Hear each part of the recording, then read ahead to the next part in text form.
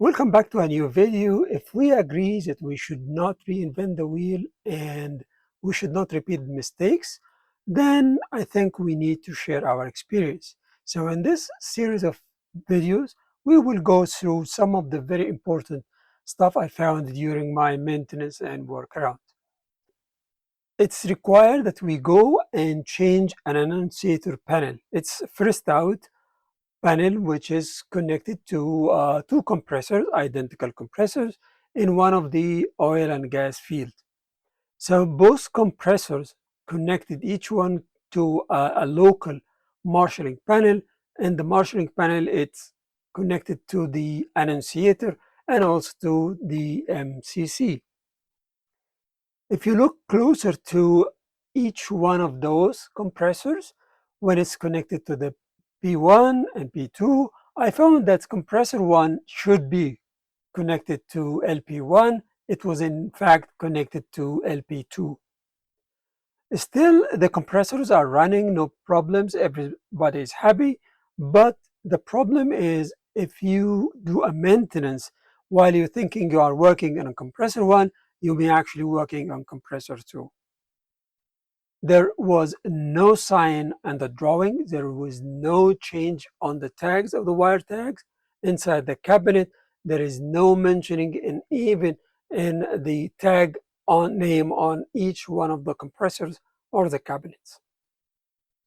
Anyways, I went into to dive a little bit more, and I found each switches like pressure, temperature, flow, vibration, all of them, they have two sets of switches. One is powered by 24 volt for the annunciator panel, the alarm panel, and one is powered by 220 volt AC, that is for our MCC. So the first one that I found there is a wiring problem, which is one is connected to panel 2, 2 connected to panel 1. The second problem is one guy from the site said that sometimes we measure 220 on the 24 volts. And that explains really why we are changing the cabinets or the panel. Most of the cars here are toasted. They have been burned by the high voltage of the 220. In fact, this panel actually can accept 110 volt AC on the 24 volt DC input and nothing would happen. But because the control circuit of the motor, the compressor, the motor, running on 220 volt AC, the car couldn't withstand the high voltage and they burn out. So this was my second problem. My third problem with this installation is that I found a small jump on all the signals, all the trip signals. And the problem is that this compressor, both of them have been working for 3 years. And I've been accompanied by one of the engineers who's responsible for the design of those compressors and delivering it. It is the EPC company who actually designed, supplied, tested, developed, and hand over to the site.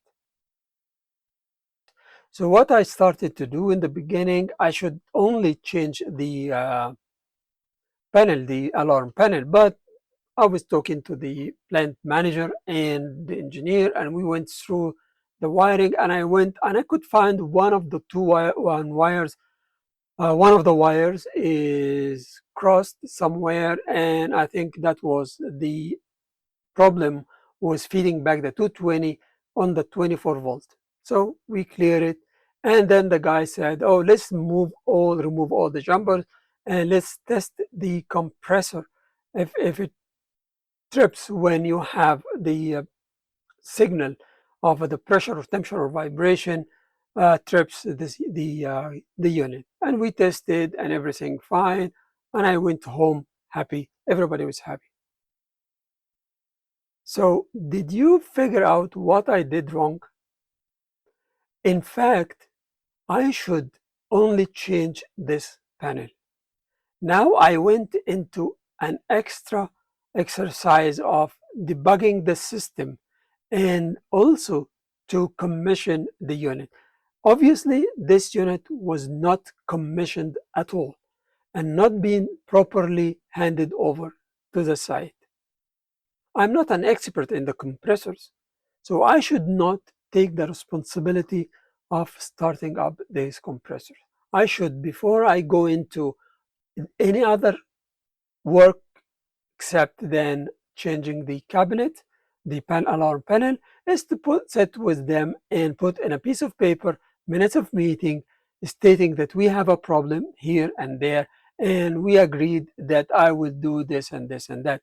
Reason is, if after I leave something happened from another wire, crossed wire, a problem with there, who said that the only problem was the wire I found it out and I clear it? Could be another one, since we assume that this not being commissioned, obviously because of the jumpers, then maybe something else there. Moreover, if after I leave something happened, they can come back and say, why did you do this? So I should not actually proceed in the extra job until I have sat with them on a piece of paper, minutes of meeting, just document what's there.